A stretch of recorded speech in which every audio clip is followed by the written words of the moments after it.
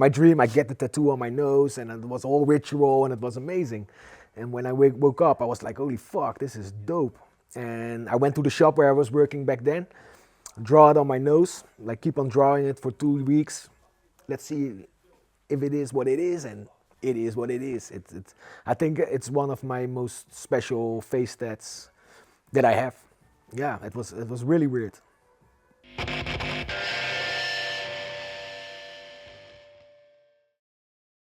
Hi and welcome to this third episode of Face Tattoo Talks. My name is Joey Styles and I've been photographing people with face tattoos for the past 5 years now.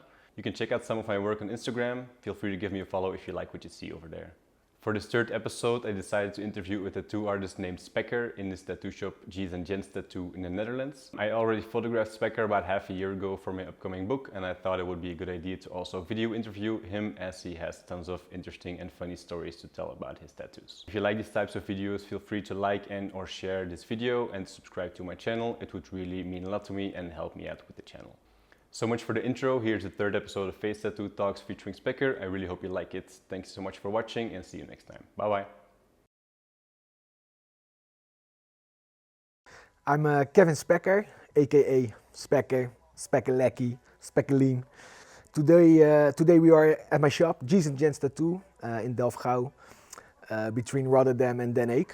Yeah, so at my shop, most of the artists are doing realism. Myself, I'm more into calligraphy, ornamental kind of things, and lettering. So it's not only your shop, you're also tattooing here yourself? Yeah, recently. After 10 years of just managing my shop, I picked up the machines again and start tattooing. And that's because in the last period of the COVID shit times, the lockdowns, we were all bored. I was at home alone, and I was introduced by calligraphy, and I really liked that style. And so I started drawing and painting, and then I thought by myself, yo, Spec, you have an own tattoo shop, why not start tattooing again? So I picked up the machines again, and now we're here. Yeah, I was watching like a documentary about calligraphy. It was like a young guy in Indonesia, and he was doing like the ornamental style, like the circles with the depths and everything. And I was like, okay, this looks dope. Let me try it myself. And I was bored as fuck, so why not? I had all the time. So I ordered some pencils and some like calligraphy pens and some papers. And I started fuck around with it. And then I saw one guy, he's like an Arabic guy. So his style was more Arabic. And I didn't want to copy his style. So I thought, all right, maybe I can combine this with this and make my own creation. And that's what I'm doing right now. Yeah, what I use is always a pen or a marker with a flat side, because I can use like really thin strokes and go into really thick strokes, and combining that makes the calligraphy. You only do freehand? Everything is freehand, yeah. When I have a customer who wants calligraphy by me, most of the times I start on paper, but I'm always drawing myself. It's not with an iPad or anything. It's also always by hand. And I make it digital and put it in the iPad, tighten it up a little, and then we start tattooing. But I also like the markers that I use on walls, because a lot of people use brushes. I like to use the Molotov markers. What I did was I bought like an empty marker, and we have like the liquid stencil stuff, like the bluish stencil. I filled up the marker, and that way I could like freehand on the bodies. And I did that also a couple of times, and it came out really nice. Woo! Well, I was always into, my favorite movie when I was like really young, like 12, 13, was Blood In, Blood Out, like the whole Chicano lifestyle. And then I also saw a lot of guys with face tattoos, and it really, I was really impressed by it. And it was like 2 years later that I get into a tattoo shop the first time. I was introduced in the tattoo shop by my father. He took me to a friend's shop, and I was like 15 years old. I smelled like the cleaning stuff, the sound of the machines, and I was like, holy shit, this is dope. And like 2 weeks later, I quit my school. I was like, ciao, I'm out of here. And start learning tattooing, and was working in the tattoo shops. How old were you then? 15 years old, yeah. Yeah. Ever since? Yeah. I was always like working in the tattoo industry. Like I started with tattooing at that first shop, And 2 years later, when I was 19, I was introduced by a guy from Maastricht. He got a like really big piercing studio. And he took me in the shop. I could live there above his shop, and he was learning me body piercings. And after that came like more extreme body modifications. I started learning that, and didn't tattoo for a long time. And yeah, after a long time now, Gents tattooing myself. So 10 years ago, I started Gents, and why I started it was I was a music producer. I was doing a lot of beats for like famous Dutch rappers, and I want to do that full time. But making a living out of music, it was really difficult. So I started a tattoo shop because I had the knowledge of the years before. And so I put 2 artists in the shop. In the back of the shop, I built my music studio. And for the first 2 years, I was like only producing music and paying the rents and the bills by the artist and managing the artist. But really soon it started to blow up because I had like Steen, also a Dutch rapper, who started tattooing at my shop. And the shop blows up, and there were so many customers that I need to make a choice. So I choose to cut the music studio and went full-time managing the tattoo shop. And now 10 years later, we are here, man, doing really good. So I was like a self-taught artist, just fucking around on YouTube, seeing some videos, how to make a kick, how to make a snare, how to make a synth.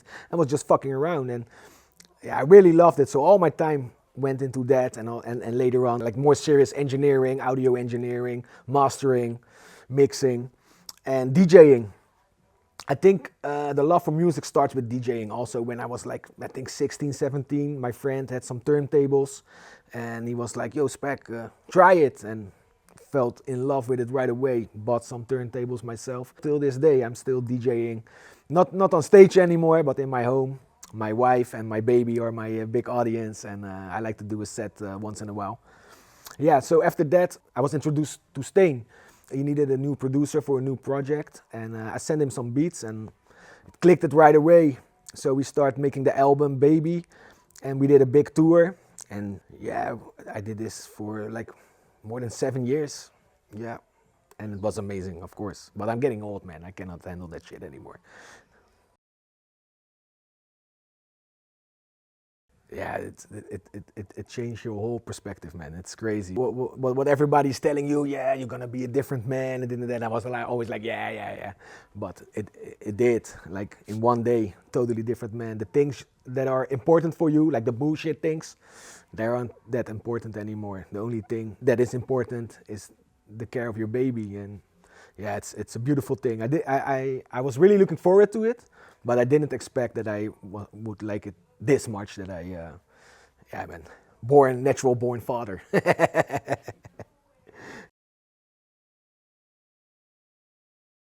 So yeah, I did some modeling, but also like television extra or commercials. Lately, I do a lot of commercials. Yeah, it's cool because you have like the different look. Let's be honest, it's different.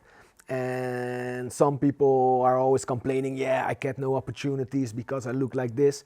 And I wasn't like that. I was looking for the opportunities that I could get with a face like this. And if you go to like a casting agency for, yeah, special people, special, you can get a lot of good jobs. So like every time there is like a television show in a prison, they call me. I did an hour in prison myself in real life, but on television, years of death row. And the last thing I did was a big commercial for the national train company. So super dope.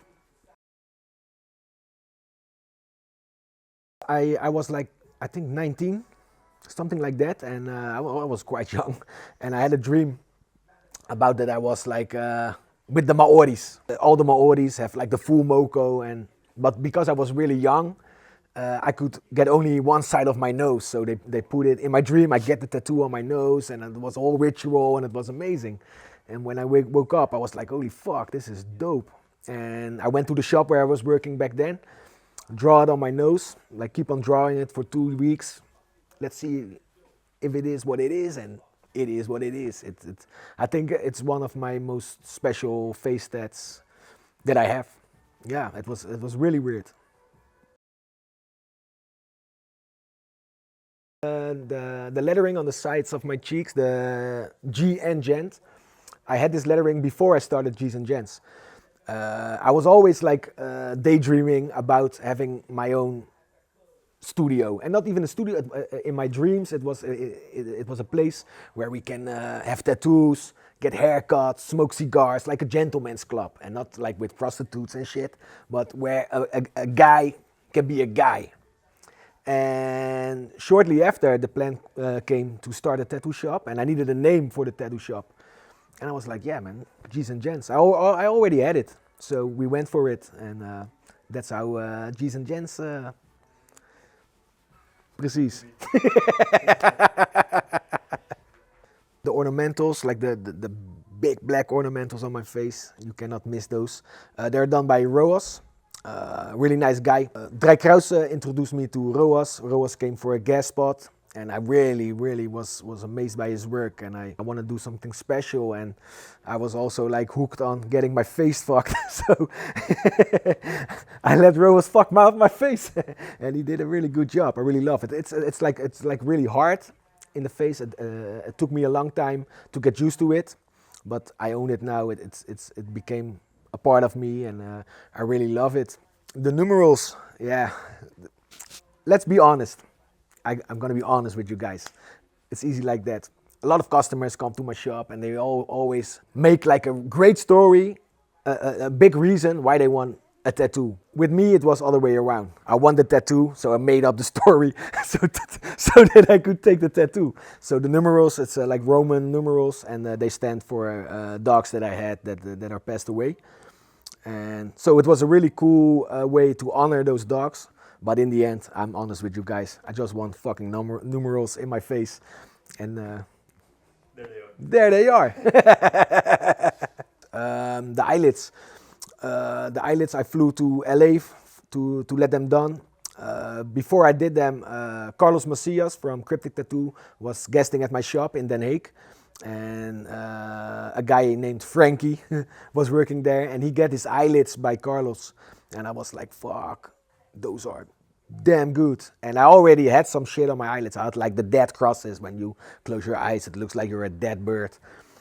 It was fun, but not really dead. So I went to LA. I went to Carlos. I said, yo, can you fix my eyelids? Can we do something special? He said, what do you want to do? I said, it doesn't matter as long as they are bigger than Frankie's. I want to go big. So he did this. On the one eyelid, a gun, and the other one, praying hands. The crosses are totally gone. You cannot see them. The cover-up is really well done. The only thing was when they were fresh, he did like, how do you say that? Like, highlights? Yeah, like highlights, like exactly. And when they were just recently done, I was like, holy shit, they look like big eyelashes, like transvestite eyelashes. I'm like, oh my God, what did I do? But after they got healed, I'm really happy with them, yeah. I think one of the most beautiful things that I have done on my face. I'm really proud of those. The portraits are Jesus and his angry brother, Satan, and they are done by Frankie. I was inspired to do it by like old movies that had the devil in it. I think like the classy devil with the small mustache and the suit on. I really like that image, so we did it on one side. I need something on the other side. Frankie was like, let's do Jesus. I said, fuck yeah, everybody needs a little Jesus, so let's do Jesus. And he did a really good job. I also got above my eyebrow, repentless. I can make a really nice story about that, but it's bullshit. I saw the Slayer release the new album. The first song was Repentless. I was totally, yeah, this is the best song ever. And I needed a word above my eyebrow, and I thought, yeah, man, Repentless. I love that. The other portrait, yeah, that was a funny story, because I always told myself I didn't want to do my forehead, because I saw some pictures on Instagram of a guy that I follow, and he did his forehead, and I was like, no, I don't like it. But then I did the cheeks, and that's how your face grows, because you did the cheeks, and this is now this looks empty right now. So okay, Frankie did also a lot of from my forehead, like the clowny girl. The small skull is from Den Por Hotkin. He also did Cholo Putin. and a big skull on my belly. This was as a cover-up. My ex, yeah, we broke up. I didn't like this girl. Her name was there. I thought she's dead for me. Big skull on it. Ended there. Super dope.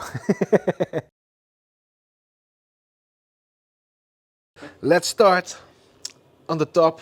Here's the 9 with head first. 9 stands for my girl Nina, and you spell it as 9. So I put the 9 instead of the name 9. I thought it was cool. Head first because yeah, we went head first. Like we know each other for a week. She started moving in. 2 weeks later, the baby was born. And yeah, now I'm fucked. No. It's a Snoop Dogg line, and it's all also reference to 9. I got my mind on my money and my 9 on me. On the stomach, it fucking hurts because yeah, tattoos, they fucking hurts. They say, oh yeah, I really love this session. It was so nice. No, fuck you, you're lying. Tattoos hurts. They need to be painful, or else everybody was as pretty as me. So yeah. Yeah, on the back I got a new one. So my daughter, my baby daughter is born. So Sunny Vi with a little cherub. Carlos Macias did it. He did a lot of my special tattoos, and he was in the Netherlands. So I thought, yeah, man, he's the one to do it. Over here we got some cholos. I'm really into the cholo Chicano lifestyle, but I thought I would make a funny twist. So here's Putin as a cholo, and Jonah Hill above that in the 22 Jump Street movie was hilarious. So I thought I wanted a cool cholo, but not like the gangster. I want the stupid one. So that's Jonah Hill. We got Pop Smoke Panda over there. A friend of mine from Sweden. He does a lot with the pandas. I have another one. Where's the other one? Oh yeah, it's over here. It's the fat Gucci Man panda. Gucci Mane. And he started with the Pop Smoke, but like I said, tattoos fucking hurt. We didn't finish it. He went back to Sweden, and yeah, maybe in a couple of weeks I'm gonna visit him, and maybe we're gonna finish it. Yeah, my hands look like how they look when I was at school, always drawing on my hands. Like you can see, it still looks like I'm still drawing on my hands like bullshit. Some are dope, some are old. Think before you ink. Don't start too young. How it goes. It's how it goes. And the inside as well. This one is actually quite cool. This one sticks. Like the hand palm is always difficult, but this one sticks. Was really dope. And this one is a cover up on a hand palm. So never do it. It's bullshit. It won't work. Under it was like yeah, like the triangle eye. And a friend of mine tried to cover it with Felix the cat in negative, but it didn't work. So yeah.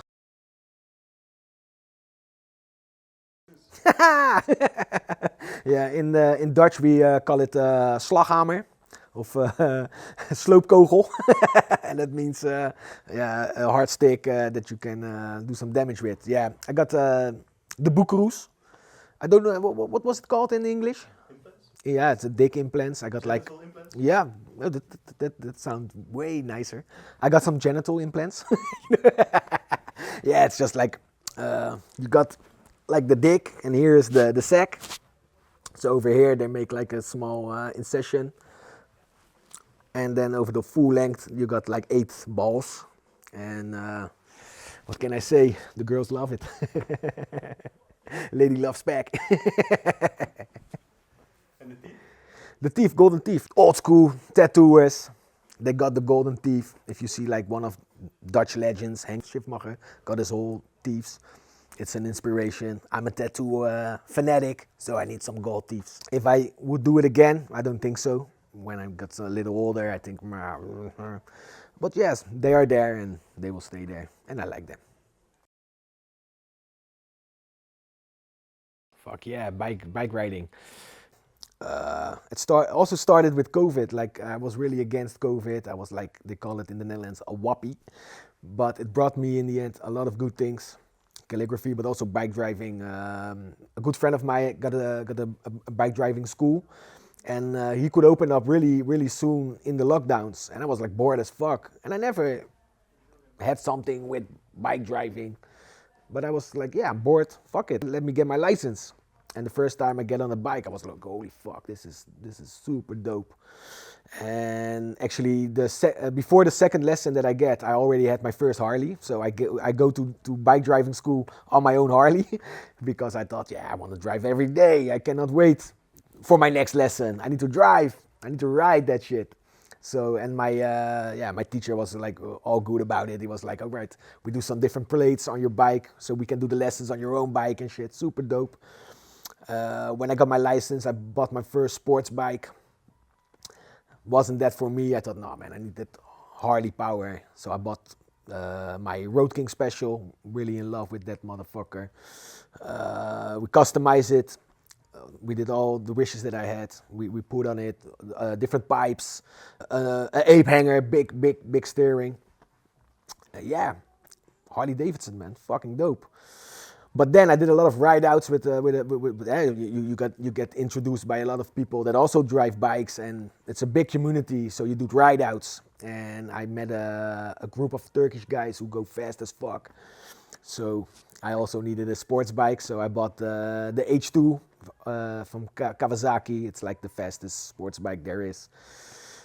It's a dead wish, but I love it. Yeah, man, it's a feeling of freedom, man. When you drive this bike, you feel invincible. You go fast, live fast, die young, man. That's the thing.